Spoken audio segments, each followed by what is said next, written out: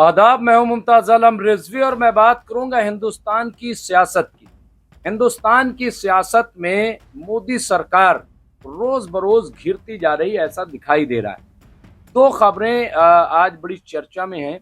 एक खबर तो ये है कि जो दिल्ली की वजीर आला मुख्यमंत्री रेखा गुप्ता का जो बयान वोट चोरी को लेकर के, ईवीएम के लेकर के है, वो बहुत चर्चा में है, काफी वायरल हो रहा है। और दूसरा ये कि जिस तरह से जीएसटी को वापस लिया गया है या उसके स्लैब में कमी की गई है, तो उसको लेकर के भी काफी चर्चा हो रही है। तरह तरह के वीडियोस डाले जा रहे हैं, उससे बताया जा रहा है कि किस तरह सरकार घुटनों पे आ गई है। तो सबसे पहले रेखा गुप्ता की बात कर लें, क्योंकि अब ये कहा जा रहा है कि क्या रेखा गुप्ता ने अपने इंटरव्यू में जो बयान दिया है उसे पीएम मोदी बर्दाश्त कर पाएंगे। क्या रेखा गुप्ता सीएम बनी रहेंगी या अब उन्हें हटा दिया जाएगा, इस तरह की बात की जा रही है। दरअसल उन्होंने एक प्राइवेट न्यूज चैनल को इंटरव्यू देते हुए कहा, जब उनसे सवाल किया गया ईवीएम या ईवीएम से वोट चोरी, तो इस पर रेखा गुप्ता ने कहा कि 70 साल से जब कांग्रेस ईवीएम की चोरी कर रही थी तो कुछ नहीं था, लेकिन अब हमने चोरी कर ली तो बहुत शोर मच रहा है। ये बात कहना यानी हमने चोरी कर ली, ये इस बात का एतराफ, दरअसल यही वो बात है जो अपोजिशन और तमाम सोशल मीडिया और मीडिया ये कह रहा है कि क्या वाकई फिर बीजेपी जो है वो ईवीएम की चोरी कर रही है, और नहीं कर रही है तो फिर आखिर क्यों सीएम रेखा गुप्ता ने ये बात कही है। और ये बात उस वक्त कही गई है कि जब संसद में अपोजिशन लीडर राहुल गांधी जो है वो एक मुहिम छेड़े हुए हैं वोट चोरी को लेकर के। हर रोज वो प्रेस कॉन्फ्रेंस करके एक नया सबूत पेश करते हैं इलेक्शन कमीशन के सामने, देश के सामने, हुकूमत के सामने। अभी 2 दिन पहले भी उन्होंने एक बड़ा इंकशाफ किया है और बताया है किस तरह से वोट चोरी हो रही है। यही नहीं बल्कि अब कुछ न्यूज चैनल भी मैदान में आ गए हैं जो जा जा करके घरों में पता लगा रहे हैं। तो एक एक घर में मालूम हो रहा है कि 100-100 वोट, 200-200 वोट, 1,000 वोट, इस तरह से वोट पाए जा रहे हैं। और वो जो हैरान करने वाले हैं कि आखिर ऐसे कैसे हो सकता है, और उनके ताल्लुक जो है वो बीजेपी से पाए जा रहे हैं। ऐसी रिपोर्टें सोशल मीडिया में चल रही हैं, ऐसा दिखाया जा रहा है। तो अब वोट चोरी के मामले को लेकर के आप देखिए कि बिहार से मामला शुरू हुआ और अब ये धीरे धीरे पूरे मुल्क में फैल रहा है। यहाँ तक कि वजीर आजम नरेंद्र मोदी जब जीते हैं तो बनारस से वो कामयाब हुए। वहां पर भी जो कांग्रेस के, उत्तर प्रदेश कांग्रेस के सदर हैं, उनका भी, अजय राय ने भी ये इल्जाम लगाया है कि दरअसल वजीर आजम नरेंद्र मोदी वोट चोरी करके ही पीएम बने हैं, वरना वो कई राउंड तक पीछे चल रहे थे। वो उसे बार बार सोशल मीडिया पे भेज रहे हैं कि किस तरह से पीएम मोदी 6-7 राउंड तक पीछे गए और फिर कैसे रोका गया और कैसे पूरा गेम को चेंज किया गया। तो ये वोट चोरी का मामला जो है वो काफी गरमाया हुआ है और लोग जो है, लोगों तक अपोजिशन जो है इस वोट चोरी के मामले को ले जा रही है कि किस तरह से ईवीएम के जरिए या नकली वोटर के जरिए बीजेपी वोट चोरी करती है। तो अब जबकि रेखा गुप्ता ने खुद ये बयान दे दिया है, तो इसको लेकर के अपोजिशन को एक नया फ्रंट मिल गया है, खुल गया है। और वो अब रेखा गुप्ता के हवाले से कि लीजिए साहब, बीजेपी के मुख्यमंत्री ने ही ये मान लिया है कि बीजेपी ईवीएम चोरी करती है। ये बहुत इम्पोर्टेंट है और ये इसको लेकर के एक हंगामा बरपा है, हंगामा मचा हुआ है कि आखिर ऐसा बयान क्यों दिया गया। वो उतना सा पीस ही दिखाया जा रहा है कि जिसमें रेखा गुप्ता ने ये बात कही है और बहुत तेजी से ये इंटरव्यू वायरल हो रहा है।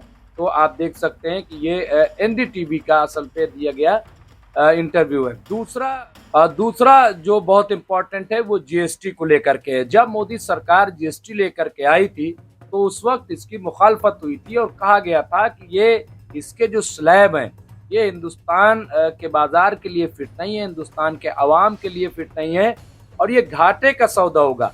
नोटबंदी के बाद ये कहा गया था कि सबसे बड़ी मार जीएसटी की है। जीएसटी से कारोबार, जो छोटे मोटे कारोबार है, वो धीरे धीरे मुतासिर हुए, धीरे धीरे बंद होने लगे और लोगों पर भी इसका असर पड़ा और महंगाई जो है वो रोज बरोज बढ़ने लगी। इसमें हालांकि कई तरमीम उस वक्त भी की गई थी। लेकिन आखिरकार मोदी सरकार को बड़ी खूबसूरती से उसे वापस लेना पड़ा, क्योंकि उन्हें लग रहा है कि ये तो बैकफायर कर गया। इन्होंने सोचा कुछ था और हो गया कुछ। अब मजेदार बात यह है कि इसमें एक पुरानी फिल्म है राजेश खन्ना की गालिबन, वो दिखाई जा रही है कि किस तरह से एक मंत्री है वो होटल वाले से कह रहा है कि तुम इतना क्यों महंगा कर रहे हो खाना। वो होटल वाला आता है, कहता है नहीं महंगा का कम करो, तो कम नहीं करता। तो फिर रिश्वत की बात चलती है कि इतनी रिश्वत ले लो, इतनी रिश्वत ले लो। फिर उस दौर की फिल्म है तो 5 लाख पे तय हुआ। मंत्री जी मान जाते हैं और कहते हैं कि बढ़ा दो। अच्छा, तो कहा 2 गुना, कहा नहीं 3 गुना बढ़ाओ। तो कहा 3 गुना, वो बहुत खुश होते होटल वाले के, तो मजा आ जाएगा, 3 गुना दाम हम खाने का बढ़ा देंगे। जब वो होटल वाला चला गया तो उसका जो पीएस है वो कहता है कि 3 गुना ये तो अफोर्ड ही नहीं कर पाएगी। तो कहा हाँ, जब बर्दाश्त नहीं कर पाएगी तो जनता शोर मचाएगी, हंगामा मचाएगी, और उसके बाद जब हल्ला मचाएगी, प्रोटेस्ट करेगी, तो हम जो है जो 3 गुना किया उसको 2 गुनों पे लाएंगे। जनता खुश हो जाएगी और होटल वाला भी खुश हो जाएगा, क्योंकि वो 2 गुना तो चाहता ही था। तो इस तरह से हमारी राजनीति चलेगी। ये वीडियो भी चलाया जा रहा है। इसके अलावा अपोजिशन लीडरान भी अब मैदान में आ गए।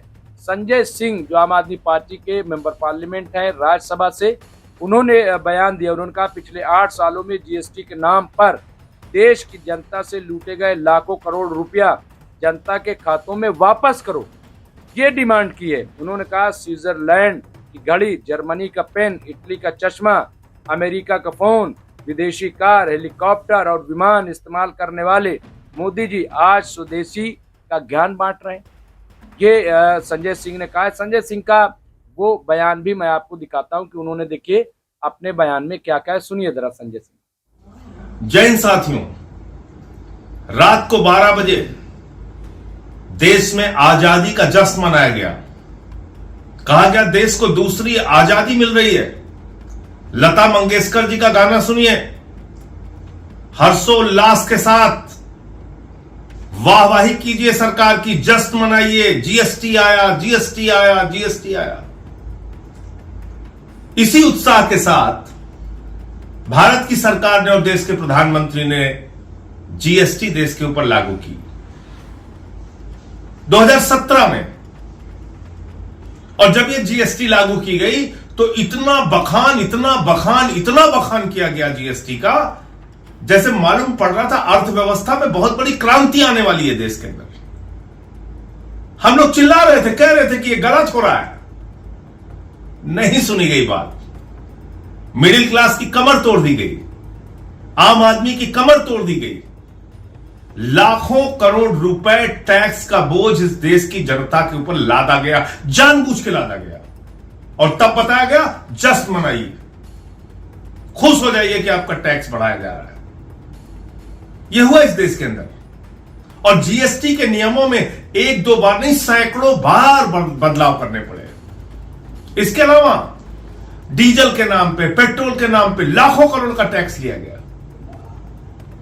और आज प्रधानमंत्री जी को 8 साल के बाद नींद से जागकर यह बताना पड़ रहा है कि नहीं नहीं, अब हम फिर एक क्रांतिकारी परिवर्तन लेके आए हैं। देखिए हमने जीएसटी कम कर दिया। तो बढ़ाया क्यों था? 8 सालों तक इस देश की जनता को लूटा क्यों था? प्रधानमंत्री जी, जो लाखों करोड़ रुपए इस देश की जनता के जेब से टैक्स के नाम पे लूटा गया है, वो पैसा उनके खातों में वापस कीजिए। आपने अपने मित्रों, अपने दोस्तों को तो लाखों करोड़पति बना दिया, उनको रेल दे दिया, सेल दे दिया, बिजली दे दिया, पानी दे दिया, सड़क दे दिया, एयरपोर्ट दे दिया, पोर्ट दे दिया, सब कुछ दे दिया। इस देश की जनता को क्या दिया? उससे टैक्स के नाम पे अवैध वसूली की। तो इसलिए अब यह बखान मत कीजिए कि आप कोई बड़ा क्रांतिकारी परिवर्तन देश के अंदर लाने जा रहे हैं, टैक्स घटाने जा रहे हैं, जीएसटी घटाने जा रहे हैं। आपका कोई भरोसा नहीं है कब आप क्या करेंगे, क्योंकि आपने देश की जनता का भरोसा खो दिया है। हर काम को बढ़ा चढ़ा के प्रस्तुत करते हैं और नतीजा बिल्कुल जीरो निकलता है। अब आप स्वदेशी पे ज्ञान दे रहे हैं देश के लोगों को। BMW की कारों का काफिला आपके साथ, विदेशी विमान आपके साथ, विदेशी हेलीकॉप्टर आपके साथ, इटली का चश्मा आप पहनेंगे, स्विट्जरलैंड की घड़ी आप लगाएंगे, जर्मनी की गाड़ियों में आप चलेंगे, अमेरिका का फोन आप इस्तेमाल करेंगे और ज्ञान देंगे देश के लोगों को। देश के लोगों, स्वदेशी अपनाना है। शुरुआत अपने से कीजिए, अपने से कीजिए। इसलिए आपकी बातों का असर देश की जनता में कम हो रहा है, क्योंकि कथनी और करनी में जमीन और आसमान का अंतर है। खुद सारी सुख सुविधाएं भोगना है, विदेशी सामानों के ऊपर निर्भर रहना है, गलवान घाटी में हमारे जवान शहीद हो जाते हैं, और उसके बाद आपने चीन के साथ 39 लाख करोड़ रुपए का व्यापार किया। जब मैं 39 लाख करोड़ बोल रहा हूं तो देश की जनता अगर कहीं लिखना चाहेगी 39 लाख करोड़ रुपए तो जीरो लगाते लगाते आप थक जाओगे। अब आपको स्वदेशी याद आ रहा है। आपने चीन के साथ 39 लाख करोड़ रुपए का आयात किया है। चीन के सामान हिंदुस्तान में मंगाए हैं 39 लाख करोड़ रुपए के। हिंदुस्तान के व्यापारियों के व्यापार को आपने नष्ट किया है। तो कभी आपके लोग कहते हैं अब चीन के सामानों का बहिष्कार करो, अमेरिका से अच्छे संबंध हो जाते हैं, आप कहते हैं अमेरिका से सामान खरीदो, फिर कहते हैं अमेरिका के सामानों को बहिष्कार करो। आपकी नीति क्या है? किस ओर देश को लेके जाना चाहते हैं आप? अब अमेरिका ने 50% टैरिफ आपके ऊपर लगाया और आपने कपास के ऊपर लगने वाला 11% आयात शुल्क जीरो कर दिया। हिंदुस्तान के करोड़ों किसानों को बर्बाद कर दिया। यह है आपकी अर्थनीति, यह है आपका आर्थिक व्यवस्था के बारे में ज्ञान।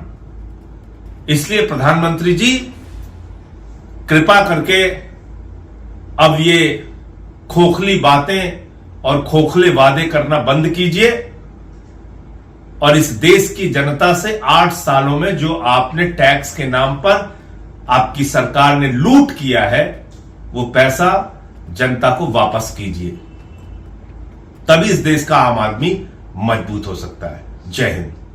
अब इस पे नेहा सिंह राठौर का भी एक बयान आया। उन्होंने ट्वीट किया और लिखा है कि क्या जीएसटी बचत उत्सव अगर अब शुरू हो रहा है तो क्या अब तक सरकार जीएसटी लूट महोत्सव चला रही थी? यानी अगर अब ये लोगों को पैसा बचाने की बात की जा रही, तो सवाल ये कि इससे पहले सरकार क्या कर रही थी? क्या लूट मार कर रही थी? क्यों ऐसा किया गया? ये यहाँ पे साफ साफ आप देखिए कि जीएसटी को लेकर के ये बातें सामने आ रही हैं और यही बहुत ही इम्पोर्टेंट है। और इसको लेकर के अब आप देखिए कांग्रेस की तरफ से भी बयान आ रहे हैं और कांग्रेस की लीडरान भी अपना बयान दे रहे हैं। तो बहरहाल ये आप देखिए कि किस तरह से दो महाज पे मोदी सरकार फंसती हुई नजर आ रही है। एक और चोरी का मामला, दूसरा जीएसटी स्लैब में जिस तरह से वापसी की है। तो ये दोनों अब इस पे सरकार की तरफ से, बीजेपी की तरफ से क्या जवाब आता है, इसका इंतजार रहेगा। बहरहाल जो भी होगा हम आपको अपडेट करते रहेंगे। देखते रहिए एमएनसी न्यूज़ इंडिया। बहुत बहुत शुक्रिया।